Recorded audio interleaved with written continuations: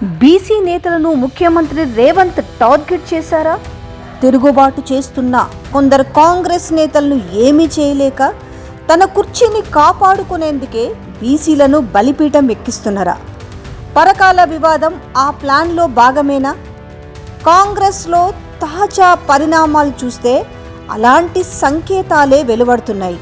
రెచ్చగొట్టి వివాదం సృష్టించేలా ఎత్తుగడ, కాంగ్రెస్ ఎమ్మెల్యే అభ్యర్థులను ప్రకటించే సంప్రదాయం అధికారం సీఎంకుందా? అది ఎలక్షన్ 2.5 ఏండ్ల ముందే ప్రకటన. జగ్గారెడ్డి టికెట్ అధిష్టానం చూసుకుంటుందని రేవూరికి మాత్రం వేదికపైన ఖరారు చేస్తారా? నాడు వైఎస్ కూడా అంత సాహసం చేయలే. ముఖ్య పీఠం కోసం బీసీలను బలిపెట్టే కుట్రలు త్రుటిలో బయటపడిన బీసీ మంత్రి పొన్నం సుస్మితను రెచ్చగొట్టి సురేఖ మెడకు ఉచ్చు.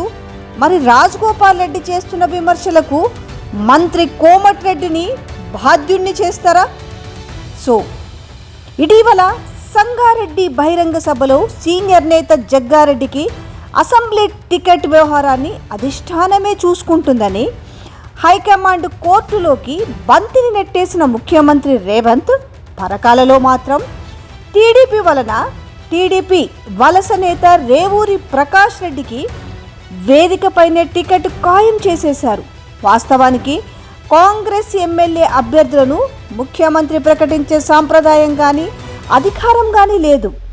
అయినప్పటికీ మొదటి నుంచి పార్టీని నమ్ముకొని ఉన్నవారిని కాకుండా తనకు అనుకూలంగా ఉండే వర్గానికి అవకాశాలిచ్చే ఎత్తుగడ వేసినట్టు తెలుస్తుంది.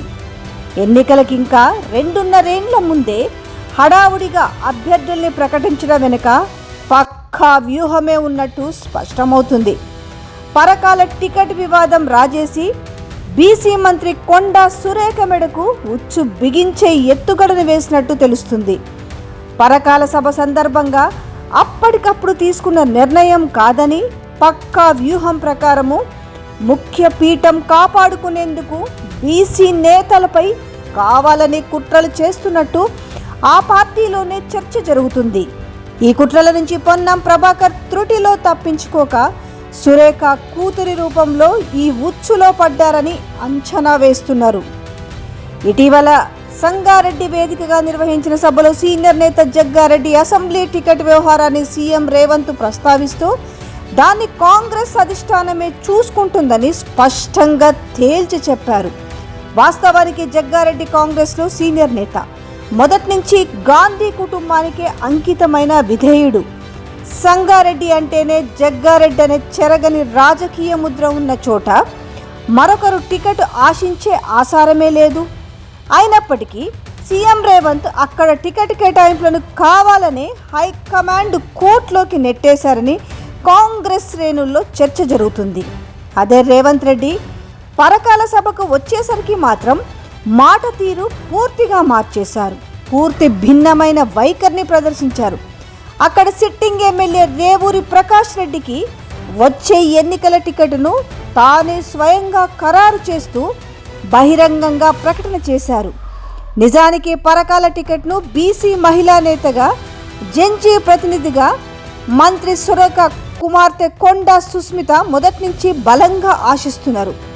ఇటీవల స్వయంగా ముఖ్యమంత్రి జెన్జీలు చట్టసభల్లోకి రావాలి, అందుకోసం చట్ట సవరణలు అవసరమని పిలుపునివ్వడం సుస్మిత రాజకీయ ఆకాంక్షలకు మరింత ఊతమిచ్చింది.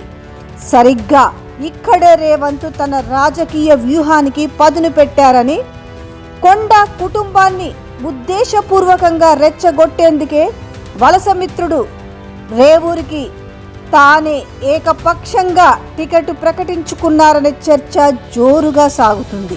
కాంగ్రెస్ సంప్రదాయాల్లో ముఖ్యమంత్రికి స్వతహాగా టికెట్లు ప్రకటించే విచక్షణాధికారాలు కానీ సాంప్రదాయం కానీ ఎక్కడా లేదని సీనియర్ మంత్రి ఒకరు మాట్లాడితే చెప్పడం జరిగింది. పార్టీ పదవులు, టికెట్ల కేటాయింపులన్నీ హైకమాండ్ కన్సర్న్లోనే జరుగుతాయని, వైఎస్ లాంటి నేత సైతం సొంతంగా టికెట్లు ప్రకటించే సాహసం చేయలేదనే విషయాన్ని గుర్తు చేస్తున్నారు. తాను అనుకున్న వారికి అధిష్టానాన్ని ఒప్పించి ఇప్పించుకున్నారే తప్ప రాజశేఖర రెడ్డి ముఖ్యమంత్రి హోదాలో ఎన్నడూ బహిరంగ ప్రకటనలు చేయలేదని చెప్తున్నారు. అసెంబ్లీ ఎన్నికలకు ఇంకా 2.5 ఏళ్ళు సుదీర్ఘ సమయం ఉండగా ఇప్పుడే టికెట్ల రగడను తెరపైకి ఎందుకు తెచ్చిర్రు? ఒకవేళ టికెట్లు ప్రకటించాలనుకుంటే సంగారెడ్డిలో జగ్గారెడ్డికైనా, పరకాలలో రేవూరి ప్రకాష్ రెడ్డికైనా ఒకే నిబంధనలు వర్తించాలి కదా.